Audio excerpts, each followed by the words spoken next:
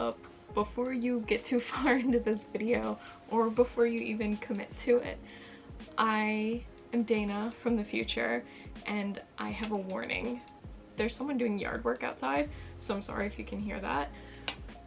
This video has been a trial. And this is a really personal project. It's something that I had wanted to make for a long time, put it off for an entire year, and now I'm just trying to get these 2 videos out before this year is over. This is kind of my first face-to-face video project, and it's been really intimidating for me. I feel like I'm doing that thing that I did all throughout art school where I critique myself before you can critique me. But I just want to be very upfront and forward that this video is gonna have a lot of jump cuts in it, like editing that doesn't match up. There's gonna be inconsistent lighting. I was trying to do something cool, but while I was editing it, I was like, this is gonna annoy some people. So just be warned, there's inconsistent lighting. Audio is a bit iffy. This is, like I said, this is my first time doing a face-to-face video like this. It was really intimidating to me. I put it off for a really long time, and right now at this moment my main goal is just to finish it, to prove to myself that I can finish it. So there are going to be 2 of these videos coming out, and the future of this type of video, I've decided I'm going to do 1 more for 2025 is the goal, and then I think it's just too daunting, too large scale of a video project, but I want to try to do something smaller, more bite-sized, maybe monthly updates in the future. That's where I'm feeling like that's where I'm at right now. So if you're interested in this video, please give it a watch. I totally appreciate it. It is going to be very cinephile speaky, where I don't really explain the movies too much, but I talk in a way where I think everyone knows what I'm talking about. Be warned. It's the annoying movie nerd in me. Someone is also doing something upstairs. I'm sorry if you hear that banging. Anyways, I don't want this intro to be too long. Future Dana will probably appear again to comment on past Dana at the end of this video, but I just wanted to be upfront. So thank you for watching this, and I hope you enjoy it. See you again soon, I guess. Bye! Hello, welcome to my channel. My name is Dana. Today we're going to be doing something I've wanted to do for a very long time. This is like 2 years late, and that is talking about everything I watched in the year 2023. Now, I originally wanted to cover shows as well, but unfortunately I start shows and I don't really finish them. So it just doesn't feel like it's worth it. Maybe that's something I can do in later years, but right now it just doesn't seem practical, because already this is being a pain in the ass and has taken me so long to make. Everything I watched is a bit of an exaggeration. Instead, how this is going to work is I'll pick a favorite movie from each month, then pick 3 honorable mentions and 1 dishonorable mention. Not for every month, but in some months, if there was a notable bad movie I watched. To be like kind of bracket tournament style to see what my favorite movie of the year was. And one last thing is that these aren't just movies that came out in 2023, these are anything I logged for the first time on Letterboxd. So if you want to get ahead of the game for future years, check out my Letterboxd. Shameless plug. Let's get right into January. My favorite film I watched this month was Return to Oz. Return to Oz? Return to Oz? Feel like, unfortunately, this movie gets a bad rap or reputation. It's like a Watch Mojo top 10 list of like traumatizing kids films, something like that. It's like, look at how dark and scary this kids movie is. And, you know, yes, the Wheelers are scary. Yes, Queen Mombi is scary. But frankly, those are characters and things that are in the books. And the original 1939 film is scary. This movie just really hit for me because I actually have grown up really close to the birthplace of the author of the books. This is probably a bit too revealing about myself. It's kind of inescapable and a little over the top. I've kind of always thought it was overrated because it's the birthplace of the author, but when it comes to celebrating, it seems to be more about the 1939 movie, and I'm sure this year it's going to be Wicked. But I don't know, it just seems sad now that I've watched this to learn that it's not really a celebration of the books or the characters from the books, but more that 1939 movie.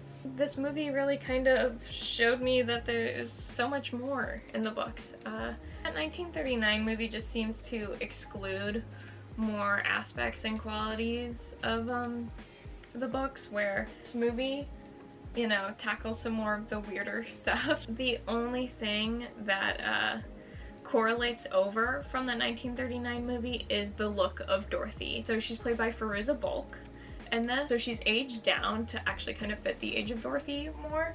The braids and the gingham dress, it's all kind of like influenced. The ruby red slippers, that's all from that 1939 movie.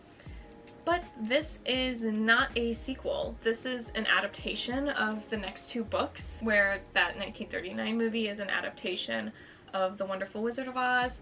This is an adaptation of The Marvelous Land of Oz and Ozma of Oz. This does take a more dark fantasy route in comparison to that golden age Technicolor Hollywood musical 1939 film is. This film really took me down a rabbit hole. I was listening to the audiobooks. Obviously now I own the book. I made a freaking Pinterest board, guys. That's how serious this was. And I'm not even really a fantasy person, but I think the connection, the regional significance just made it hit more home for me. I think it's really interesting stuff from the books, and I'm sad that it's not being represented locally. Now, like I said, the film takes a lot from the books, and one of those is that the Jim Henson creatures in this movie, yeah, that's right, we got Jim Henson Company creatures up in this, because this is a Disney film. Well, it's Touchstone Pictures, but now it's Disney. Those characters, the creatures that are in this movie, are completely inspired by the John R. Neal illustrations from the original books. Anyways, did you know that Ozma and Dorothy were queer-coded? Anyway, this is me telling you that you should deep dive into The Wizard of Oz. If you like Wicked, why don't you go into these original kids books and see some like cool stuff? Like, that's what I'm saying. We're sleeping on it because there's weird stuff in here. I was in the wiki, guys. It was bad. I was deep. I was deep in. Now for my honorable mentions, I have When the Wind Blows, another film that is like on Fucked Up Film Lists, top 10 horrifying animated movies. I do not recommend this unless you are prepared to be upset and miserable. It's based on a Raymond Briggs graphic novel of the same name, and it's a multimedia animated film, so it's 2D animation on like 3D built miniature sets, and there's some live action footage in there as well. I actually find myself really deeply thinking about this movie now and again. It's just something, once you've watched it once, you cannot get it out of your head. It's really thoughtful, it's really important, but it will fuck you up. I should probably tell you what it's about. An elderly couple, after there's been nuclear war, and they're in the fallout waiting for government help as they're slowly kind of deteriorating to the effects of radiation poisoning. Doesn't that sound lovely, guys? It's incredibly poignant for a war film because it's focusing on this individual experience rather than like the wide-scale world destruction. And it's just this naive elderly couple in the countryside. It's just so painful, and it feels relatable. Like, you know these people, you know people who would act this way, and like, you know what I'm saying? Like, it just hit. Even the graphic novel, the characters are just saying like deeply ironic things. Watch at your own risk because it's one you'll never forget. On a more cheerful and lighthearted note, Strange Brew for your consideration. I at one point had a Rick Moranis phase. Yay. And because of that, I've wanted to watch this movie for a while, and I couldn't find it streaming anywhere until I finally got my hands on a copy. And I've also, hi, physical media collector here, I also got my hands on a copy of the Bob and Doug McKenzie singles, which is Take Off, featuring Geddy Lee, and one of my favorite Christmas songs is the Bob and Doug McKenzie 12 Days of Christmas. Yes, absolutely.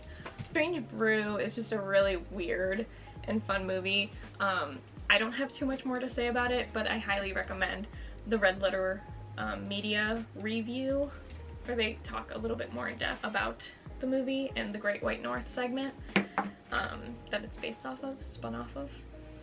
You know what I'm saying? So I watched 3 Ghibli movies in the month of January, and it was really hard to pick a favorite. So my apologies, but I'm not picking Totoro or Spirited Away. I feel like that's like hard for people. Kiki's Delivery Service just hit a lot more for me personally at this period of time in my life. I was going through some art block, kind of art identity crisis. The movie just really connects to that. So if that's something you're going through or you relate to as a creative person, you like the Spider-Man 2 movie where he loses his powers and has to figure out how to get them back, then Kiki's Delivery Service is for you. I do love Totoro, I do love Spirited Away, but Kiki's Delivery Service just hit for me. Moving on to February, my favorite film I watched this month was Peter Jackson's The Frighteners. I think he might end up being my most watched director this year. Disclaimer, and I'm gonna keep repeating this throughout the whole video, if I watch a silly, goofy horror movie, it's very likely gonna be my top for the month because I have a bias. Horror comedies are my bread and butter, they're my cup of tea. I have a bias, I'm going to usually pick them, it's my favorite genre. This is like peak Halloween spooky season vibes. If you haven't seen it, I recommend it for an October viewing. This is Michael J. Fox as a medium, where he's kind of more known as a scammer in the town, but he can actually see dead people, and now he's solving an actual haunting. I do think the buildup is cool, but the reveal is kind of disappointing. Like, the ghost throughout the movie looks sick, like it looks scary, and then the reveal's like, ew, yuck, it's gross, it's you. Ugh. But it's a fun ghost movie, and it's got great atmosphere. I hope and pray every day that Peter Jackson will do another horror comedy. Please, I'm begging you. On to honorable mentions for February. As I said, Peter Jackson is probably up there. Like, I think him and Sam Raimi might be tied this month.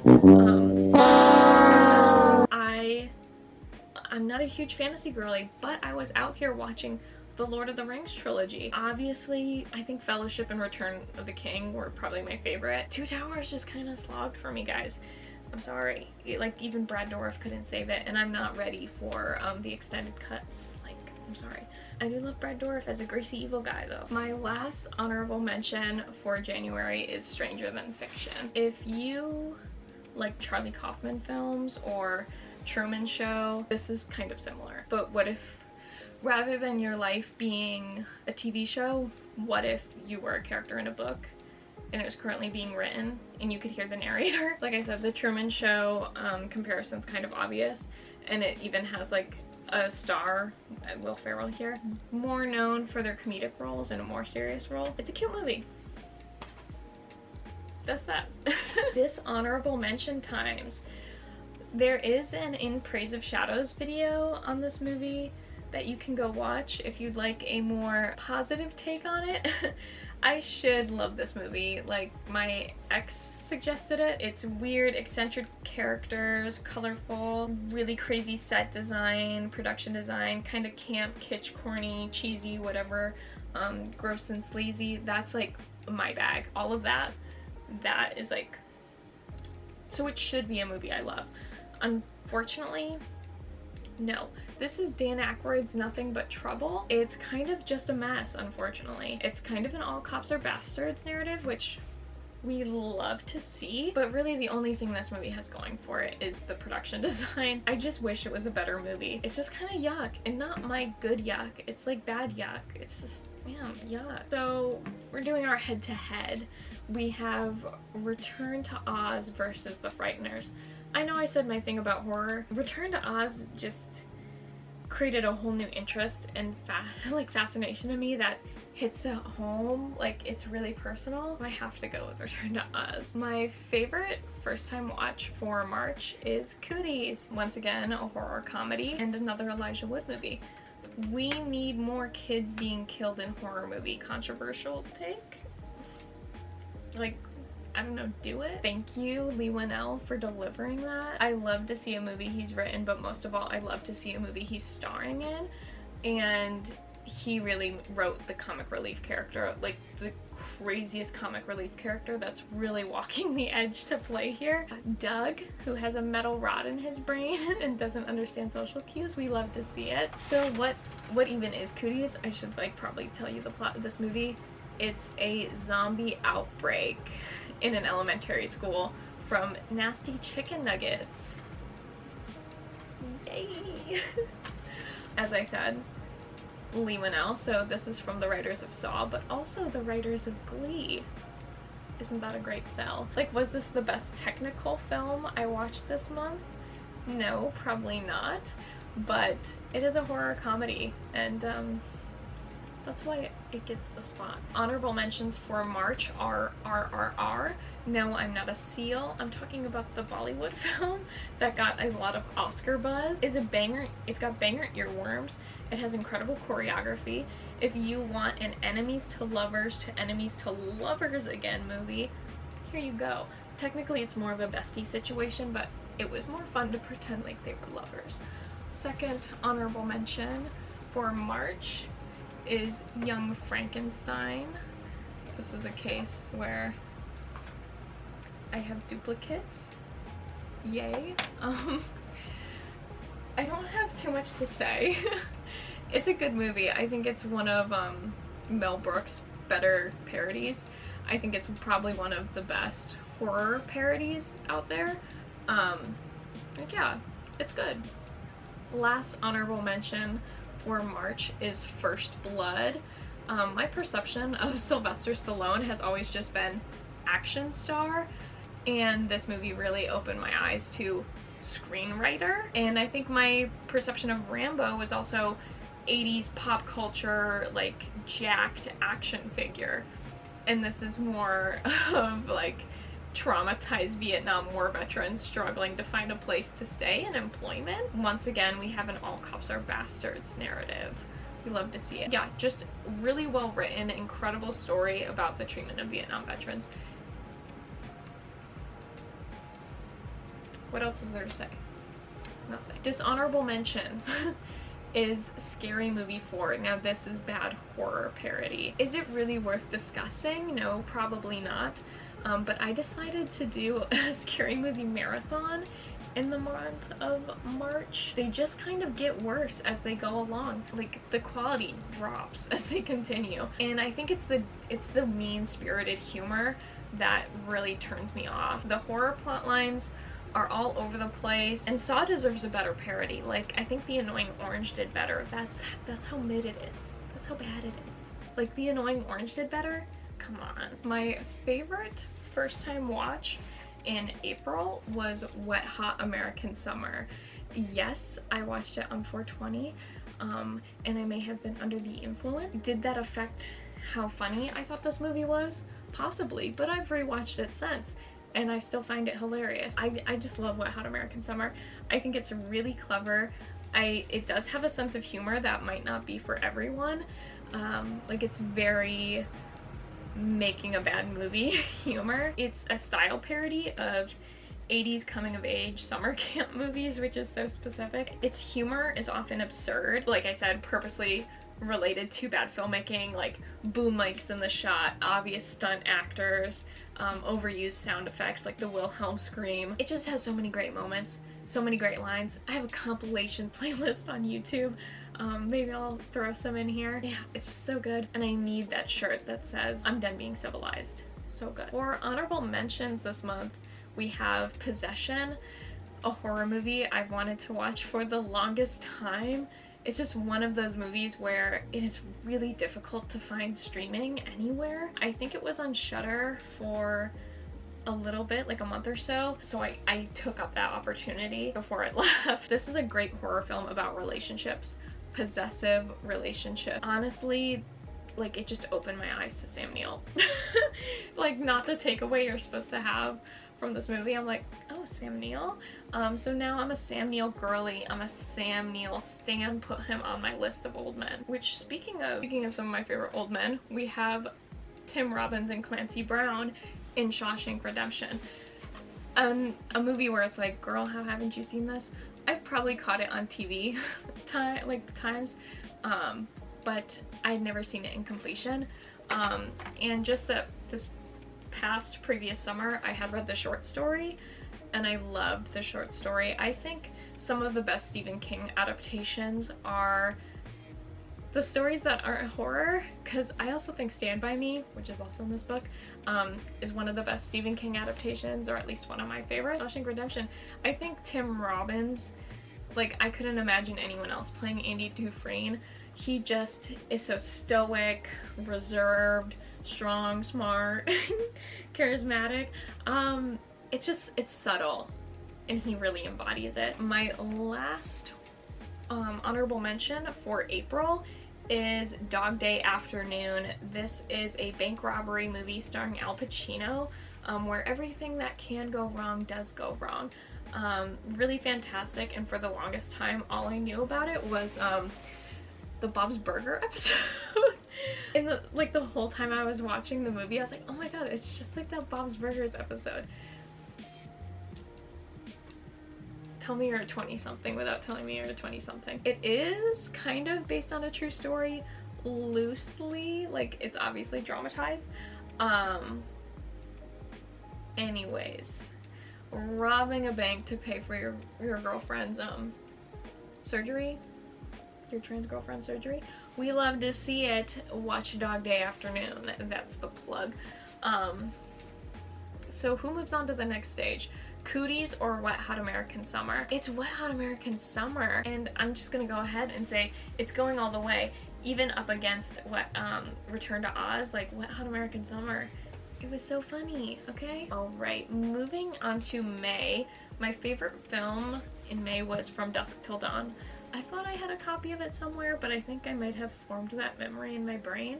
This is the problem of being a physical media collector. It's like, what do I even own? I love an unconventional vampire film. It's doing something new and different with this subgenre that we don't often see.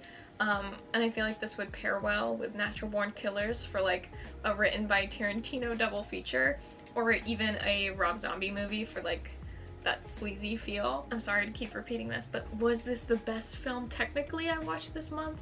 No, probably not. But it's a stylistic horror film, so that's what does it for me. Moving on to honorable mentions, I watched Monty Python and the Holy Grail. Super funny and silly. Every nerd affectionate loves it. We know this. Like, I put this up there with like Army of Darkness for movies for boys. If I had a little boy child, I'd make him watch Monty Python and Army of Darkness.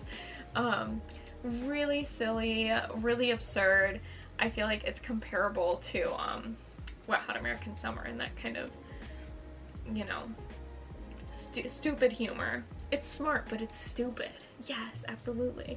Next honorable mention for May is another Tim Robbins movie. We have The Player.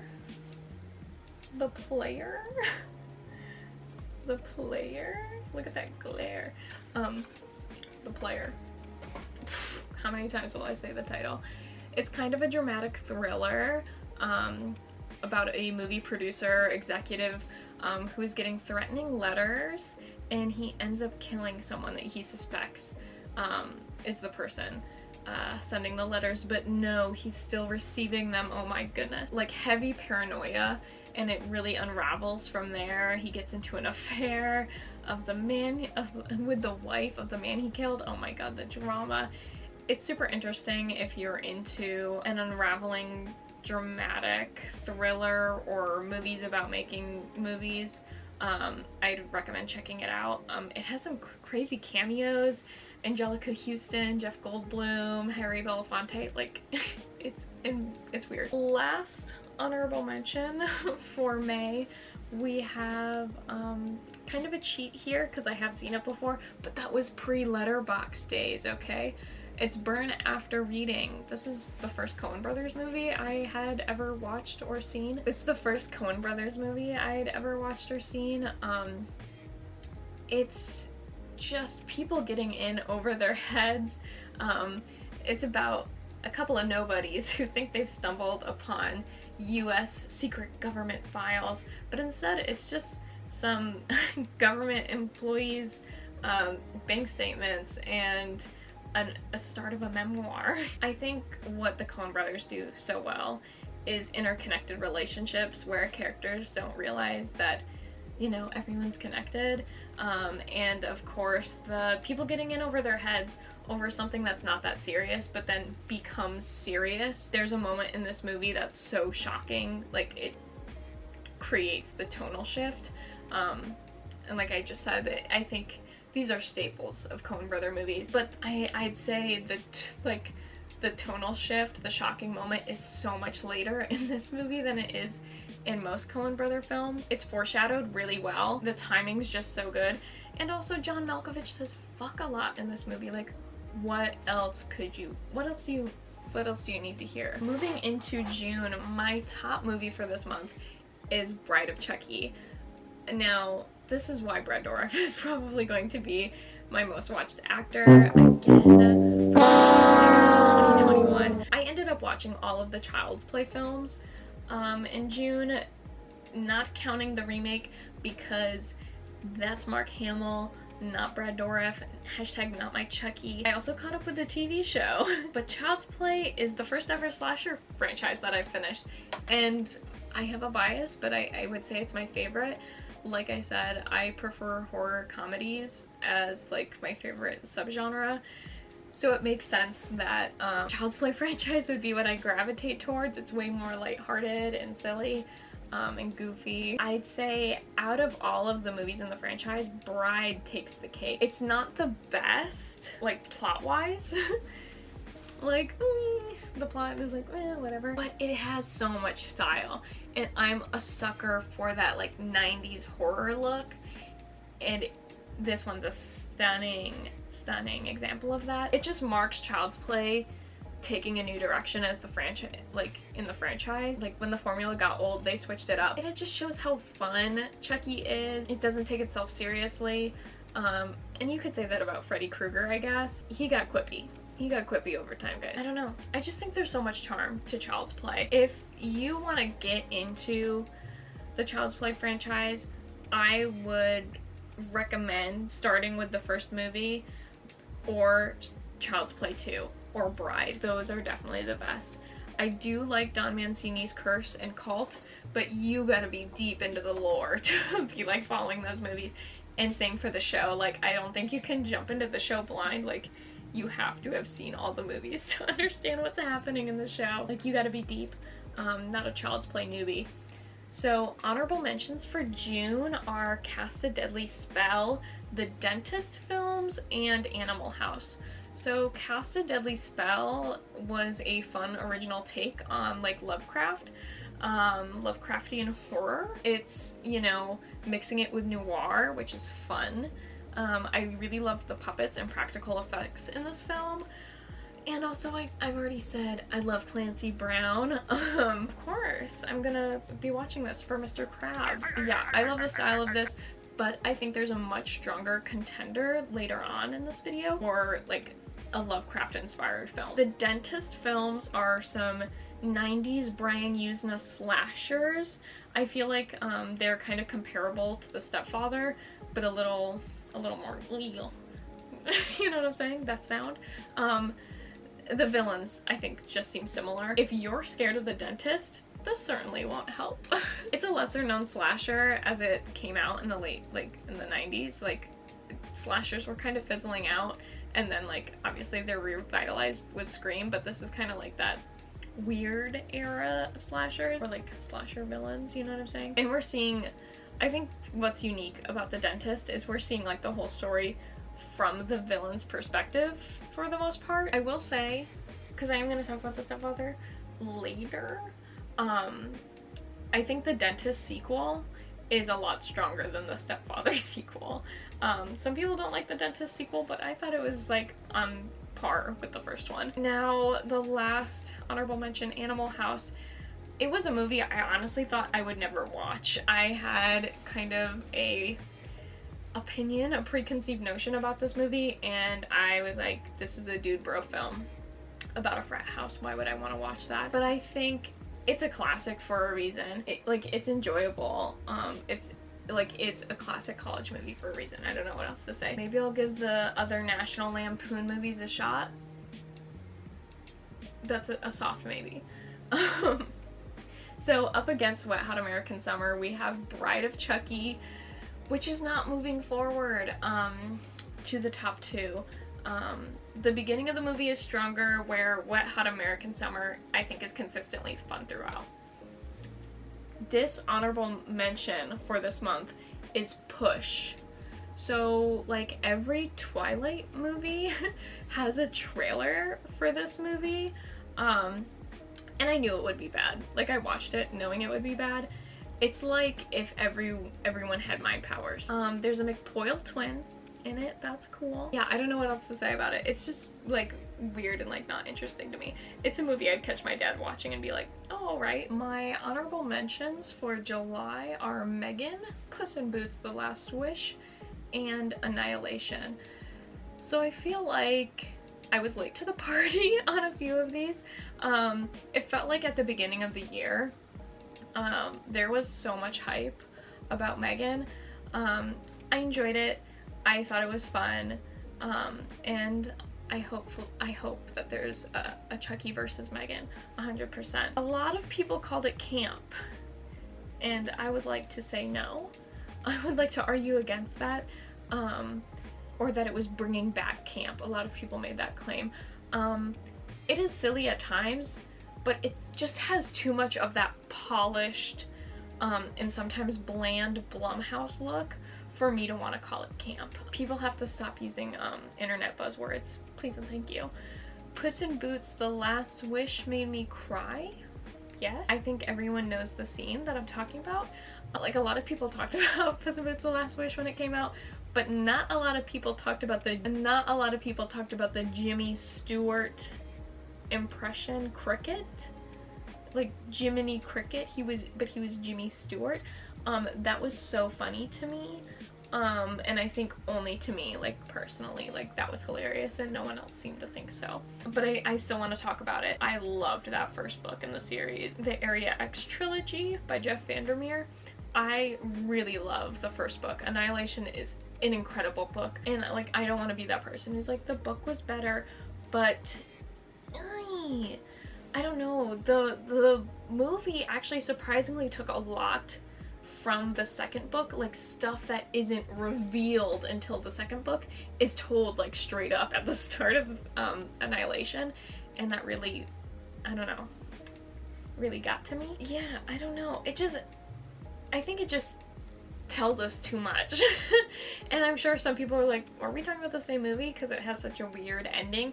But like, in the book you don't know any of the characters' names or anything, like, and I get it, like, that's not practical to do in a movie, but it just creates so much suspense. Like, yeah, despite being abstract, I think the book actually keeps us more in the dark for our benefit as the reader. And I don't know, it elicited such an emotional response from me when I read that book, and I felt nothing when I watched the film. Like, I had no reactions to like anything. Like, meanwhile, I was like scared and crying reading the book. I just didn't feel on edge. Sorry. My dishonorable mention for July is Clerks 2. Ugh. So I love Clerks. And I like Clerks the animated series, but Lord, I did not find Clerks 2 amusing at all. It's kind of how I feel watching Vacation. Like, why do I want to watch people be awful? Dante has learned nothing from the first film. He is still a cheating piece of shit. And he doesn't genuinely like or care about either of the women he's interested in. It's just what situation benefits him more. And at least with the first film, Randall is like the voice of reason. In here, he's just like an edgelord, and it's not funny. Like, you're a 30-year-old edgelord, get out of here. Yeah, I don't know. The edgelord shocking humor was just really uncomfortable and not funny to me. I think Elias was the only good part of this movie, like the saving grace. He was so hilarious, and I think him and Randall had good chemistry and banter. And that was it. Like, that was all that saved it. Going into August, my favorite film I watched was Skinamarink, which I feel kind of similarly to Megan, in that this was really popular and a lot of people were talking about it at the beginning of the year, and then interest kind of like fizzled out. Like, I felt late to the party, but I feel like it was the best horror movie of 2023 to me. I think it was the best. It was the first time I felt genuinely scared in a long time. To be fair, oh my god, to be fair, I think it didn't help that I got like the shit scared out of me in real life, like while I was like setting up to watch the movie, so it just really set the tone. I do want to warn people, like, if they're gonna go watch this is an experimental horror film, so it's a little slow and it's not gonna be for everyone. Like, it's not a conventional narrative. If you are going to watch it, I recommend all of the lights off, grab a snack, popcorn, like anything, grab a snack, grab a beverage, really lock in. Phones off, phones away. Because it is a little slow, it really gets you to let your guard down. It's got a lot of comforting familiarity in its imagery. It doesn't disclose a lot of information visually or narratively to the audience, but that means that you're doing a lot of the thinking and trying to fill in the blanks of what's going on. And I appreciate that the movie doesn't treat its audience like you're stupid. And yeah, I just think you're so busy trying to figure out what's going on, you're doing most of the scaring yourself. It's kind of what you can imagine is way more scary than what is explicitly shown to you, which is great for like low budget horror. There's minimal camera movement, usually just cutting from shot to shot, and so you're so used to that. When there is some subtle camera movement, it can really scare you. It's just really unsettling. When comforting familiarities are taken away from us or used against us, it can get really under your skin. Like, nowhere is safe. And this movie just captures that so well.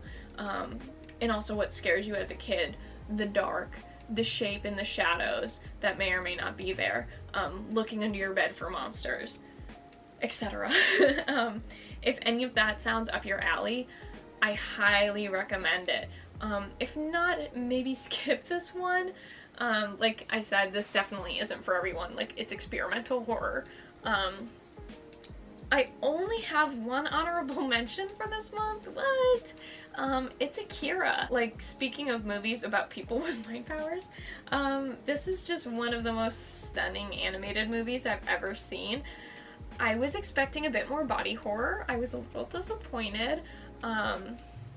But still, it's one of the best cyberpunk, retro, futuristic films out there. Dishonorable mention for August, it's Ginger Snaps Back, the beginning. Ooh, so like I did with Child's Play, I decided to watch all of the Ginger Snaps movies. I love the first one. First one is perfect movie. Not perfect movie, but like, for a horror, like, werewolf movie, it's pretty perfect. It's up there. Second, it's not too bad, but it's not as good as the first. Like, it's doing interesting things. But the third is just really bad. The character motivations and conflicts are really weak, and they have the potential to be stronger, which is so frustrating. The sisters barely do anything. Like, they have no agency. And Bridget is, like, not all determined or independent like she was in the previous films. She doesn't even fight being a werewolf at the end at all. So frustrating. And I guess you can make the argument, like, it's not them, it's like different characters in the past. I know, to me they're the same characters. I don't give a shit. Ginger doesn't even have like ever fully transform, which was a huge bummer because I thought the werewolves actually looked pretty cool in this movie. The transformation isn't even cool or sexy. It's just like she has a fever with like bland makeup. The makeup here is better than the second, but I think they were trying to convey how much Bridget had mutilated herself in the second movie. So like at least it had a purpose. I will say, Bridget has the better wig than Ginger here. I never thought I'd see the day, but why can't they both slay? We need our women to be winning. I don't know how it happened, but we're missing the whole month of August. Pretty much summary is I saw Barbie. I don't know how things got mixed up. I'm just gonna clarify it here because I have like no way to fix it right now and I don't care. So my top watch for July was actually Barbie and August was Skinamarink. I don't really know how it got mixed up. I must have just like skipped talking about Barbie and went right into honorable mentions for July. I don't know how I skipped Barbie, but whatever. I saw Barbie, it was good. Everyone's gonna be upset, but I like Skinamarink more than I like Barbie. I'm a horror fan first and foremost, and like that's my bias, like that's where I'm going to lean towards. Barbie was good though. Barbie was fun. I didn't know that I needed to hear Ryan Gosling sing like Rob Thomas, and it changed my life for the better. And I saw it in a drive-in, which was a really cool and fun experience. That's that. So I kind of hinted at it earlier, but my top movie for September was In the Mouth of Madness. This is another Lovecraft-inspired movie. It's not a direct adaptation of anything, similar to Cast a Deadly Spell, though I think In the Mouth of Madness is stronger. Like, Cast a Deadly Spell is a fun fantasy noir, but this is peak. And it's also clearly Stephen King inspired, just looking at the prop design of the Sutter Kane books. I mean, Sutter Kane even sounds like Stephen King.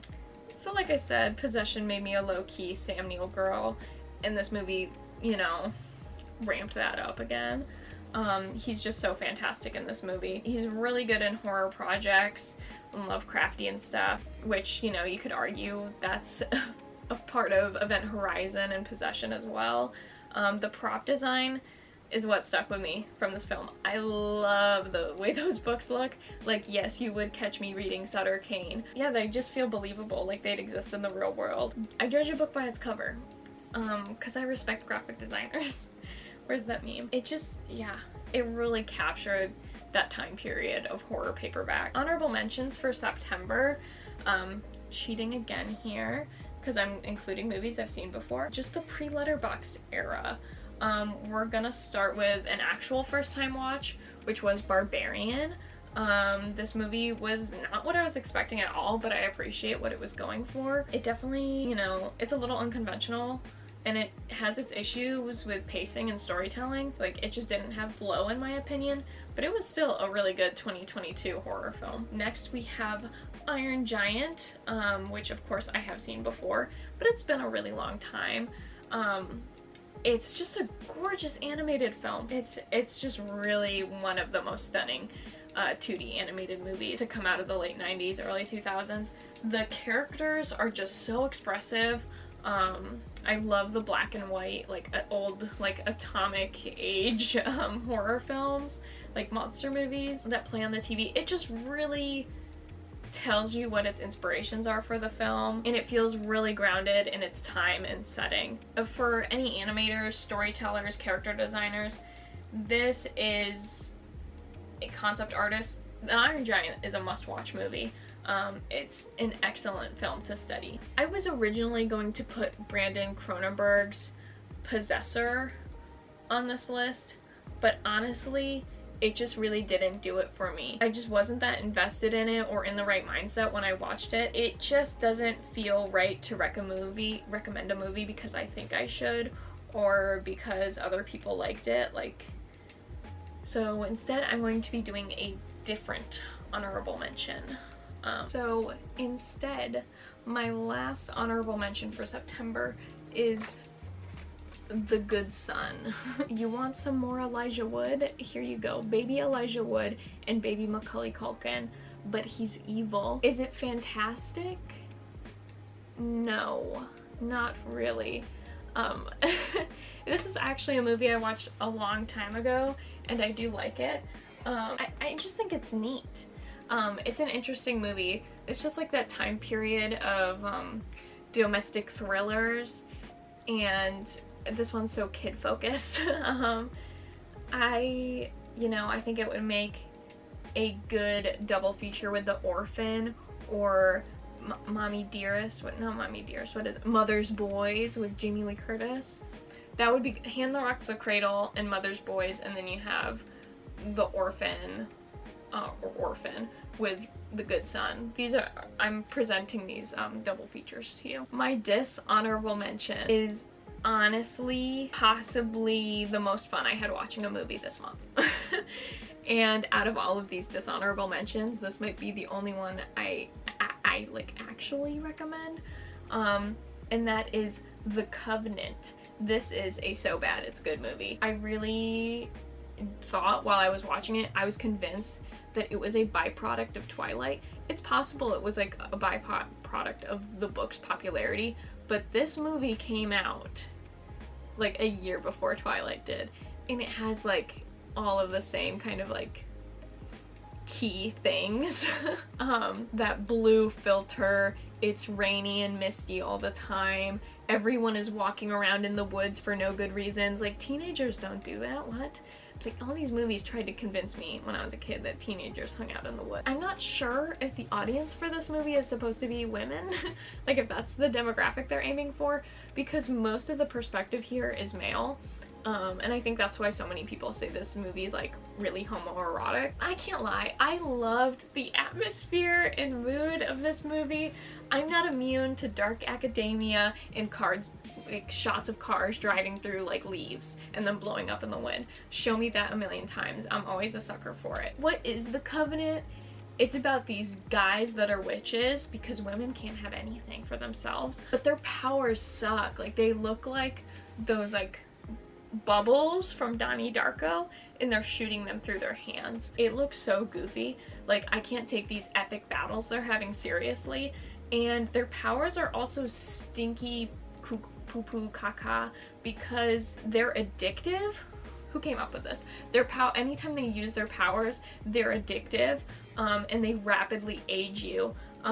So they seriously talk about using magic like they're shooting up heroin. It's insane. This is a great movie to watch with the friends, and is probably one of the only dishonorable mentions that is worth watching. Finally, a good bad movie. Okay, so moving into October, that's like a weird month for me because I take spooky season very seriously, and I try to stick to a theme.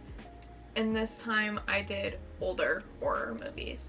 Anything before the 70s is kind of a blind spot for me, so that's really where I was focusing. I was trying to chip away at some of those older films that were on my watch list. So I was watching anything from the 70s and older than that. My favorite film from this month was Magic with Anthony Hopkins. Have you ever seen the movie Magic? I'm a sucker for anything set in upstate New York, so yes, I do have a bias. I don't want to say too much about this movie, but it's about a man and his puppet who may or may not be alive, and he may or may not be murdering. I think Anthony Hopkins just makes this role feel very sympathetic, comparable to like Anthony Perkins with Norman Bates. He just plays it so well. And I'm often not forgiving to films that use mental illness like DID, but this film never kind of goes out right and says multiple personalities or anything like that. If you like creepy puppet or ventriloquist stories, you watched Night of the Living Dummy or read it as a kid, this is a good movie to check out. I feel like a lot of those stories probably owe it to this movie. Okay, honorable mentions for October are The Red Shoes, The Innocents, and Carnival of Souls. I think all 3 of these are in the Criterion Collection, so that's how you know I have good taste. The Red Shoes, this movie is so freaking long. You really gotta buckle up for this one. Yes, I do have 2 Michael Powell movies on VHS. We will get into it in the next Everything I Watched. But yeah, this is an absurdly long movie, so you really are signing up for a lot with this one. It's worth it though, because it's stunningly beautiful. If you like any movies about dance or stage show productions, this is a must-see movie. The Innocents is an adaptation of The Turn of the Screw. It's about a woman who's taking the position of a governess, where she's watching over these 2 kids in this humongous house. The kids are kind of weird, they're kind of off to her because, well, frankly, they're kids. She's uncomfortable by them and becomes convinced that they're possessed by previous workers on the property that passed away.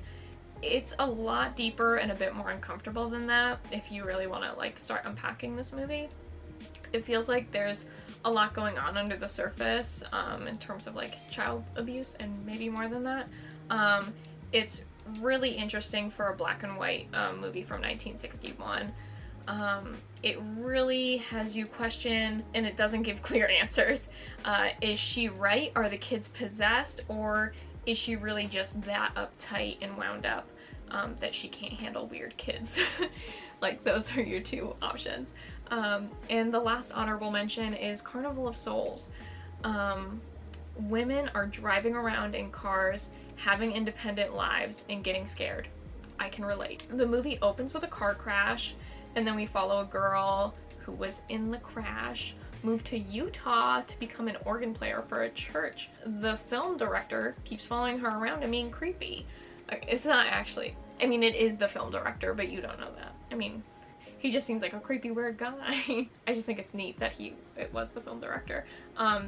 This is really similar to The Hitchhiker Story, which there is a Twilight Zone episode of. It's a story of a woman driving cross country, and she keeps seeing the same hitchhiker over and over again. So in that sense, it's kind of predictable. And it, you know, it's the same kind of deal where it's like after a close call car crash. But I think this film has some cool effects and some interesting things going on. Like, this story is so familiar, and there are so many things that exist currently that I don't think we'd have if it wasn't for these kinds of stories, you know? Like, it's just a classic kind of horror trope at this point. Anyways, like I said, this has more interesting stuff going on than she was dead the whole time. Sorry, spoilers. But she really did interact with people. Like, there are remnants of her being there that prove like it wasn't all a dream or whatever, and I think that stuff's really interesting to me. And a theme I noticed from my little October watching theme was that a lot of these movies had stuff going on with women and not being interested in advances from men. And I think in this one, that's really prevalent. Just, she's a little less social and outgoing than most, and how that's looked upon as her being weird. Like, she's weird, there's something wrong with her because she's a little less social. I don't know, it was just really interesting to me. Like, things kept coming up throughout October in these movies from the 60s and 70s. Like, existing as a woman is horrifying, and men feel entitled to you and will treat you like an object. Like, I just don't know what else to say about it, but it was a really interesting pattern to see from that time period. My dishonorable mention for October is Don't Look in the Basement. This is just a bad movie, like a bad movie. It has no redeemable qualities at all. It's pretty much just saying that mentally ill people are crazy and they will kill you. It's bad. I fell asleep a couple of times while watching it because I just popped it in my portable DVD player on a road trip. So let's just skip right to it. Who is going ahead in the tournament for Best Movie? Magic or In the Mouth of Madness? Well, I do feel like In the Mouth of Madness is just got a lot more excitement out of me. It's one of the best Lovecraft adaptations that's not an adaptation that I've ever seen. So that's why it gets it. Okay, 2 more months left to go. Let's get right into November.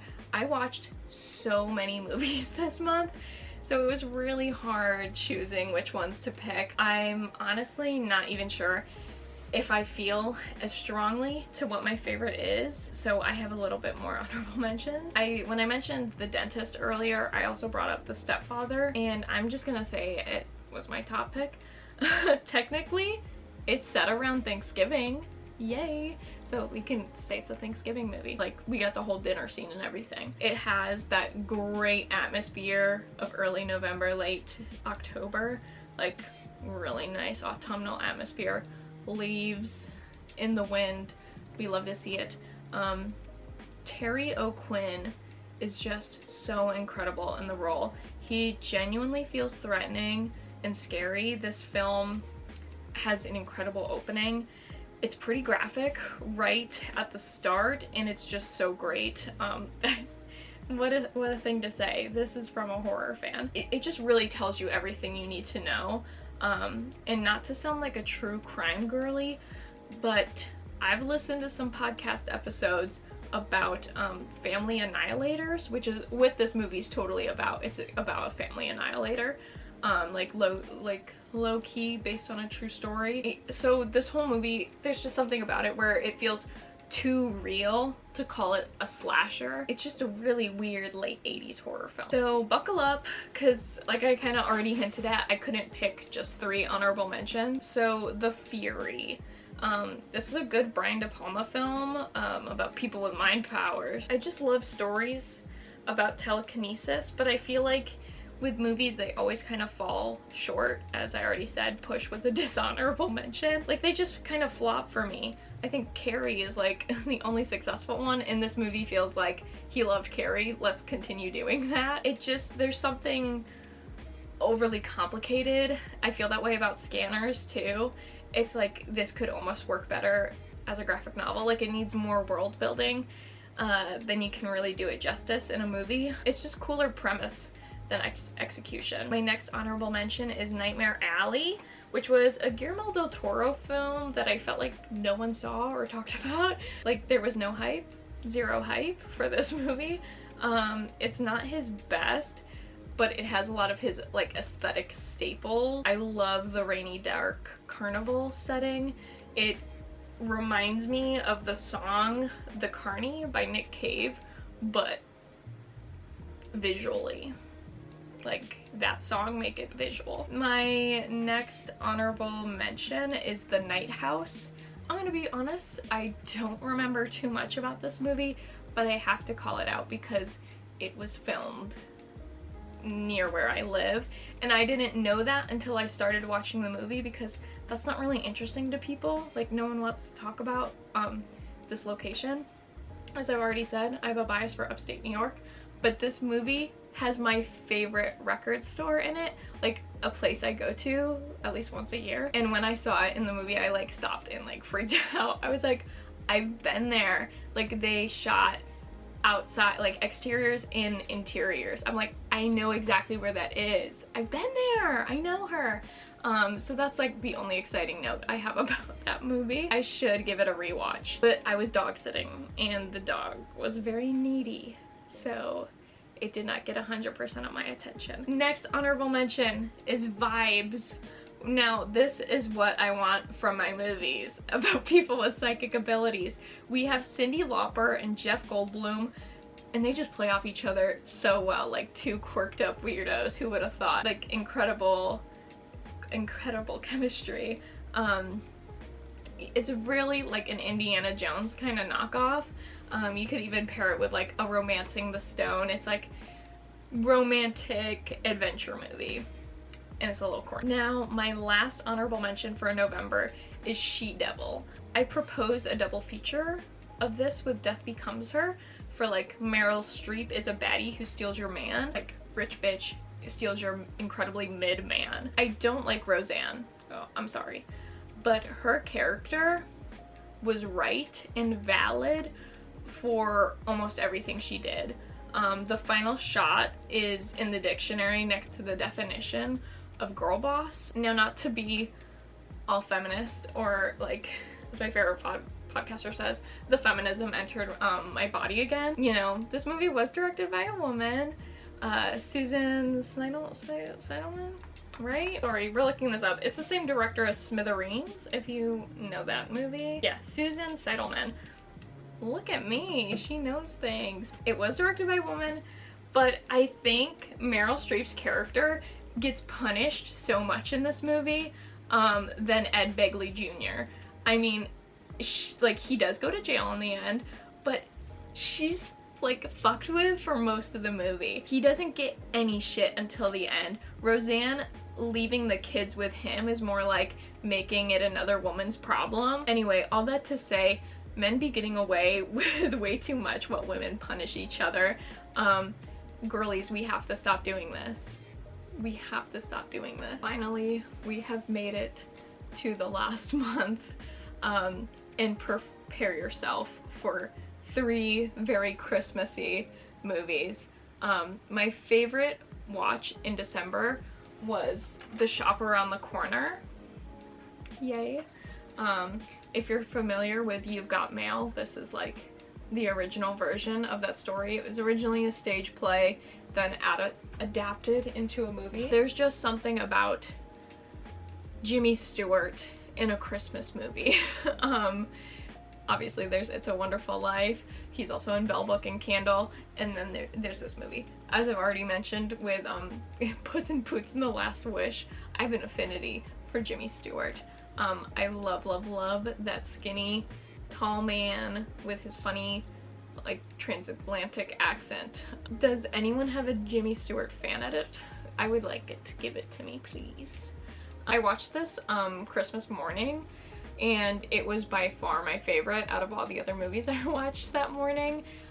If you want an enemies to lovers rom-com for the holidays, this is it. I won't lie, the ending was a little disappointing, which tends to happen when there's like all this built up tension and then it, like all they do is kiss and end roll credits. I just wanted the reveal to be a bit more interesting, and instead he's out here playing games with her. I don't like that. I needed better closure, not just a stupid kiss. So on to our last batch of honorable mentions.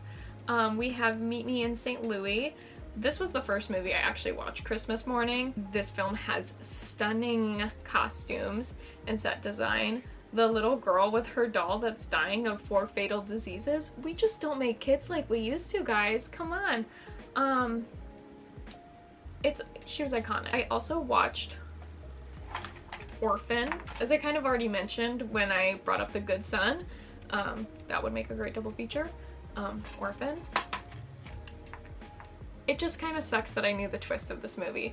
I think it's a really hard one to avoid in horror circles. Like, everyone kind of knows at this point. So if you don't know the twist, you should go watch that movie right now. I just don't want the experience to be potentially ruined for you. And my last honorable mention is Dead End.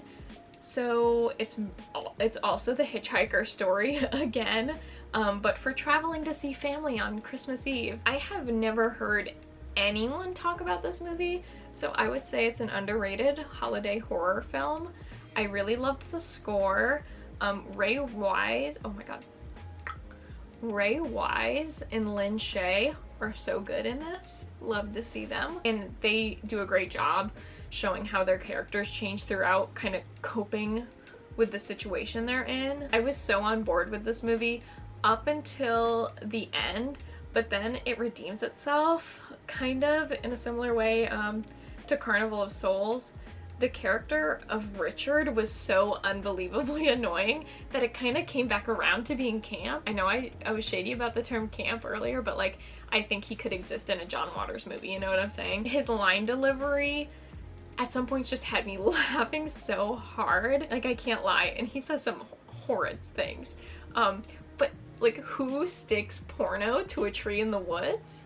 Well, and then jerks it when you're like on a trip with your parents on Christmas Eve? Who does that? It's snowing outside. Is this normal male behavior? Yeah, that's that. we did it, guys. We are on to our finalists to determine my top movie of 2023. I do have one last dishonorable mention though, and it is Winter Beast. This movie makes no sense. This is footage that has been compiled together over years. Like, it was shot over years, and it's not winter, it's actually fall. If you want a way more engaging discussion on this movie, you have to check out the Red Letter Media Best of the Worst video where they talk about it. I'm pretty sure Macaulay Culkin's in that one. Everything's connected, guys. Makes a list of like a million movies and it's like, everything's connected, it's got people in it. So I think honestly, The Shop Around the Corner was just way more entertaining and stuck with me more than The Stepfather. Like, I'd rather watch The Shop Around the Corner every winter than rewatch The Stepfather every year around Thanksgiving. I think it's worth it to pair these last three. Oh my god. I don't think it's worth it for me to pair these last three off.